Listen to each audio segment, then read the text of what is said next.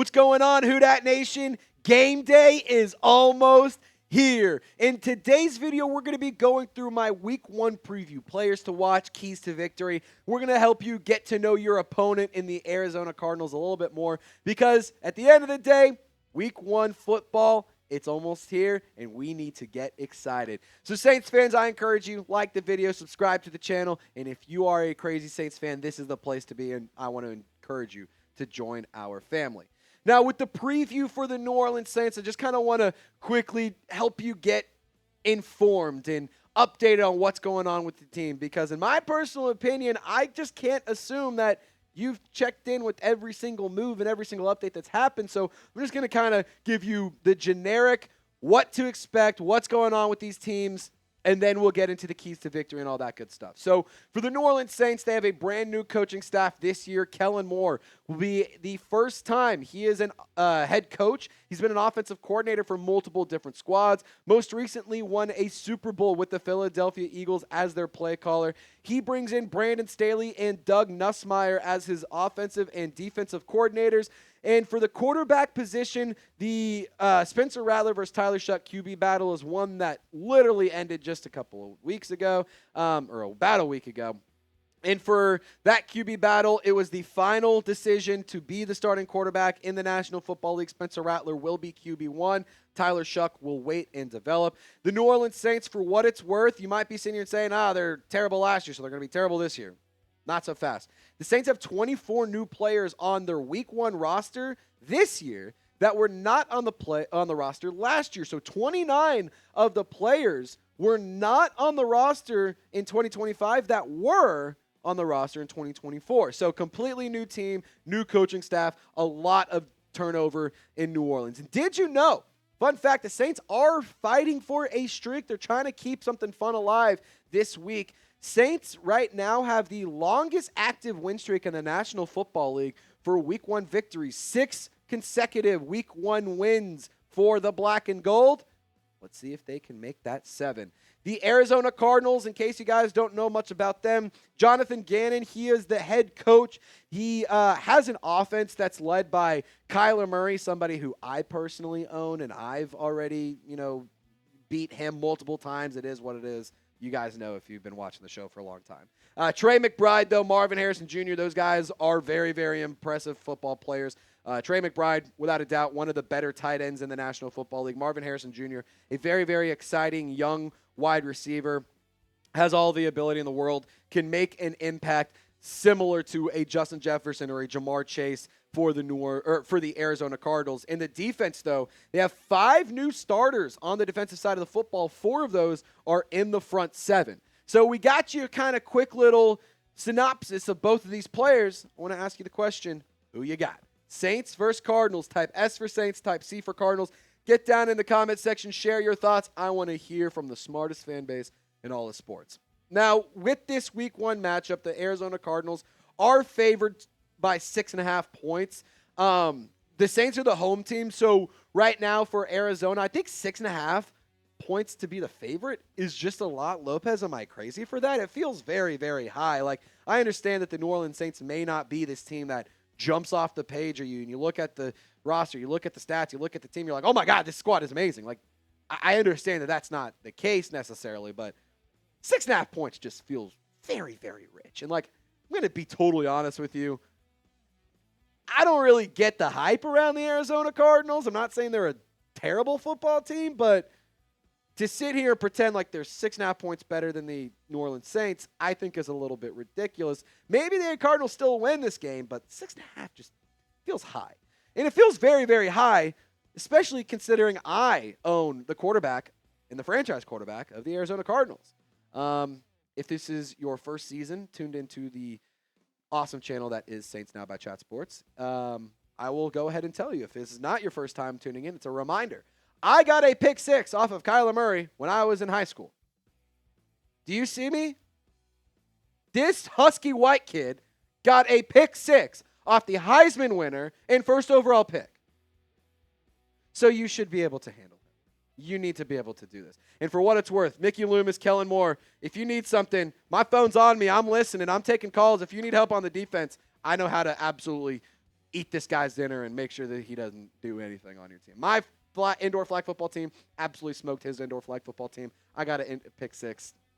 I know ball. Now, key to victory number one, it does have to do with Kyler Murray. And how was I able to get an interception off Kyler Murray? Well, it's because our indoor flag football team contained him all game long. And that's what the New Orleans Saints need to do. You need to contain Kyler Murray. We all know that he is a small, like physically small football player, 5'10". That is also very, very rich. I've stood next to him. He is not 5'10". I'm 5'11 and a half. This guy might be 5'8". But he is a really, really good runner of the football, for what it's worth. He's super, super small, very elusive, very athletic, very quick, can turn directions on a dime. He's a player that the New Orleans Saints could have a very, very big issue with, because this is also a problem that's been still present in the preseason. The Saints have been terrible against quarterbacks that even display a little bit of mobility.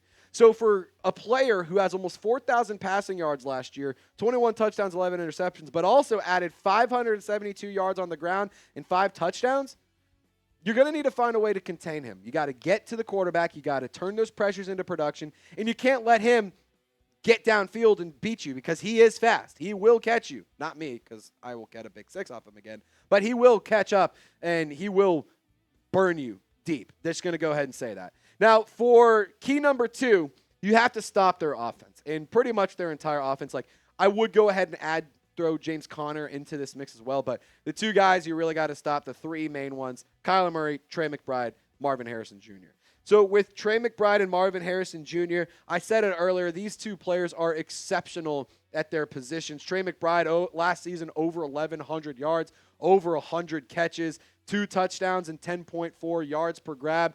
MHJ, Maserati Marv, as they call him, 62 catches, almost 900 yards, 8 times he found the end zone, and he caught 14.3 yards per catch.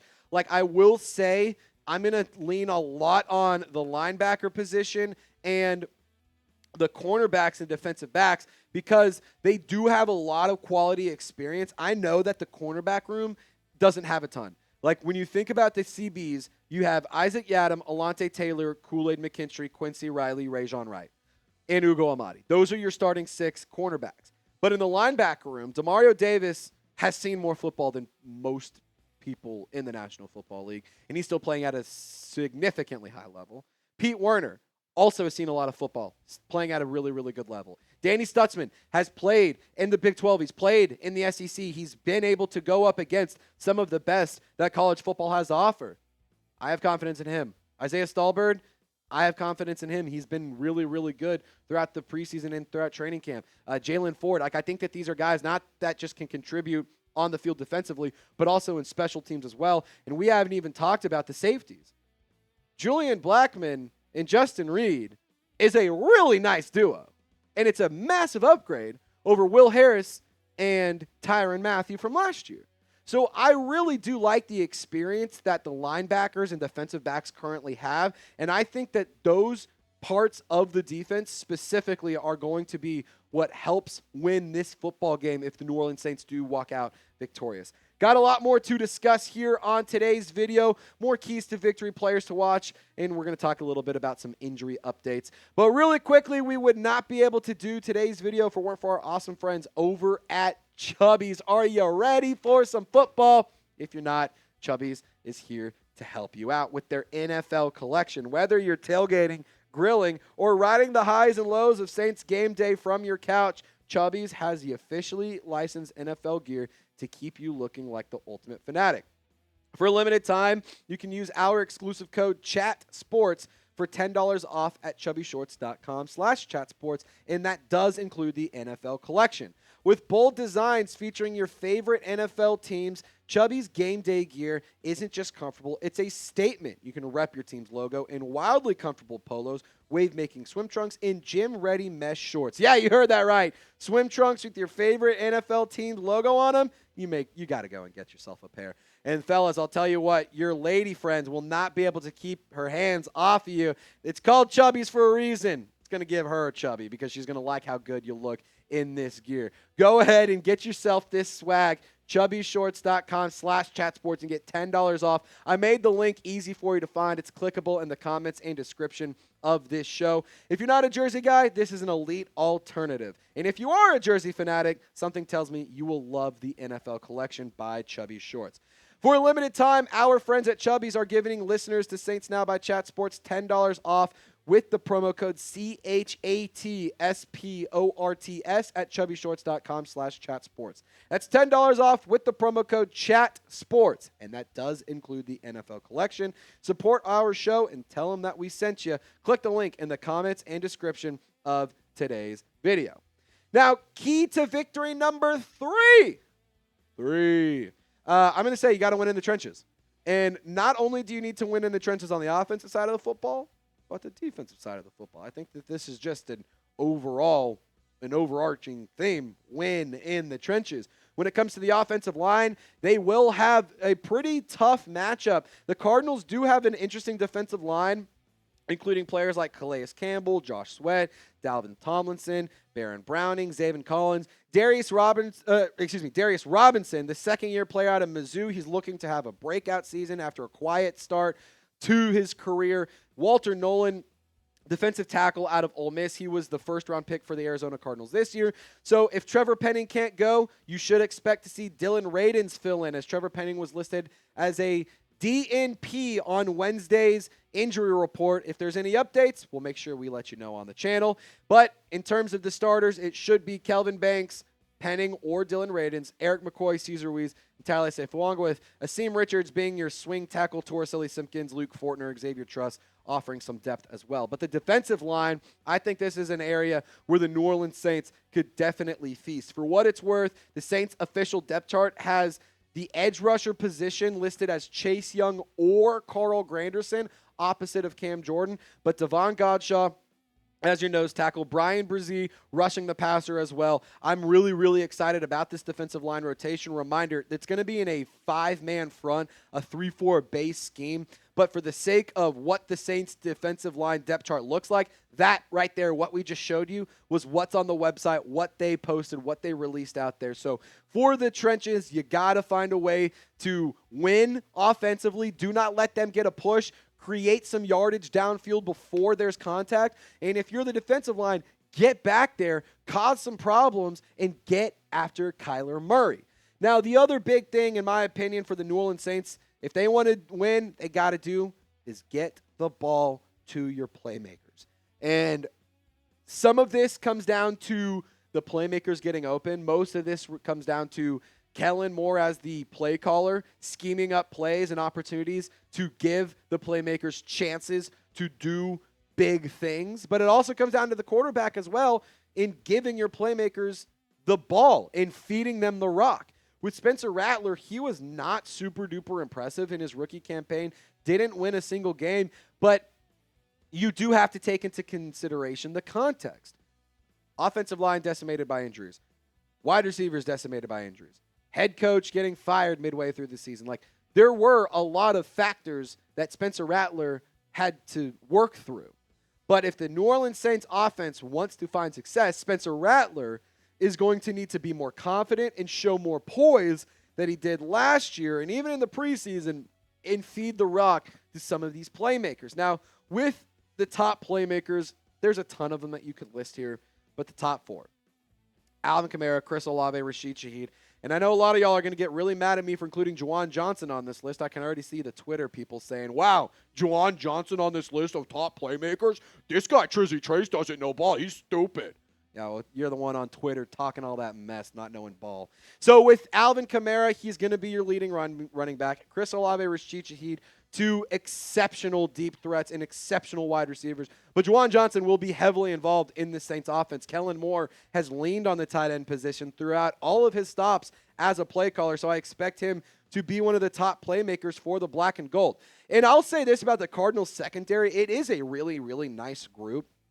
And so when you are trying to feed it to Olave, Shaheed, Kamara, Johnson, you're going to need to also lean on Devon Vele, lean on Trey Palmer, lean on Kendre Miller, utilize the skill sets of Maliki Matavao and the size that he has at 6'8". I mean, the Cardinals secondary has Budda Baker, Jalen Thompson, Will Johnson as a rookie, Max Melton, Garrett Williams. I do think that that is a sneaky good group, and that is a squad that could actually command a lot of respect by the end of the season.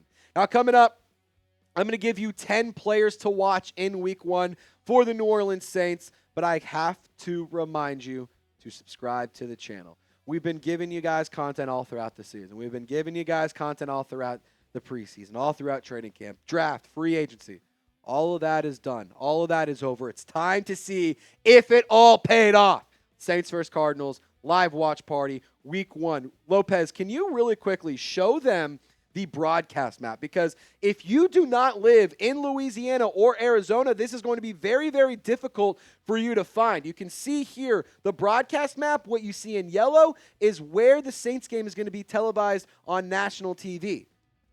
Not a lot. So I will tell you right now, this is going to be the place to be. Live play-by-play. We're going to be doing a lot of audience interaction, giving away a Gold Saints jersey. And even if you do live in the yellow area, nobody's going to bring the energy and the fun that we bring on the channel. So I highly encourage you to subscribe to Saints Now if you want to get coverage, which you're not going to get a lot of it, for Saints vs. Cardinals.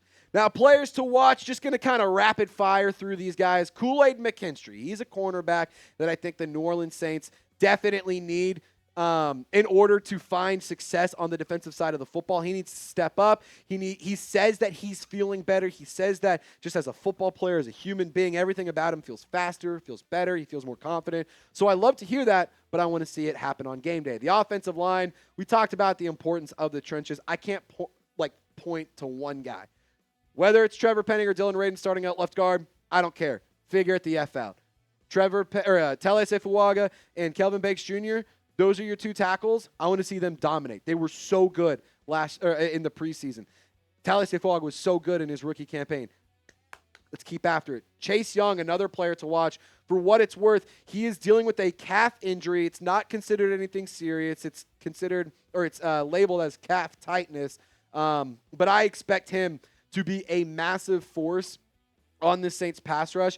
The Saints invested heavily in him this offseason by giving him a pretty lucrative contract. He needs to live up to it, and I would like to see him finally eclipse 10 sacks. Double-digit sacks would be awesome for Chase Young. He's a player that I'm excited about. He has all the pedigree. Let's just see him put it all together and be a stud, especially opposite of Cameron Jordan and rotating with Carl Granderson and the other edge rushers as well.